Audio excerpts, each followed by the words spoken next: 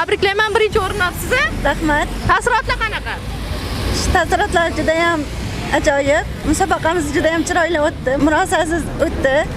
Men bu musobaqada birinchi o'rinni oldim. Bundan juda ham xursandman. O'ylaganmidingiz?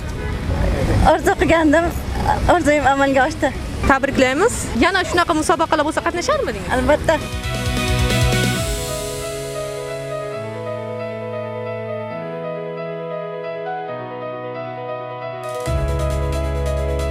Marafon qanaqa o'tdi? Men shu tadbirdan qo'shilganimdan xursandman. Nogironi bor, hamma qatnashganidan yana ham xursand bo'ldim. Yana bo'lishini xohlayman. Birinchi, ikkinchi, uchinchi o'rinlarga sovg'alar berildi, taqdirlandi. Keyingi safar birinchi o'rin olishga harakat qilaman.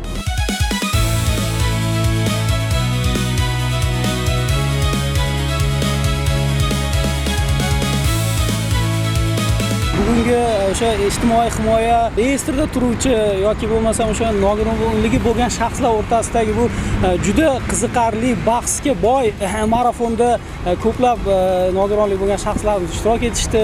Ularning ko'zlaridagi zavq, quvonchni ko'rsangiz befas xursand bo'lar ekan odam.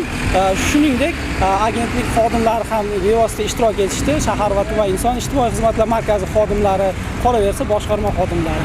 Bugungi marafonimizda jami 500 dan ortiq nogironligi bo'lgan shaxslar va agentlik xodimlari ishtirok etdi. Qolaversa, shu 2026-yil oktyabr-noyabr oylarida ham rejalashtirilgan shu marafonlarda barcha fuqarolarimizni yana faol ishtirok etishga chaqirib qolamiz.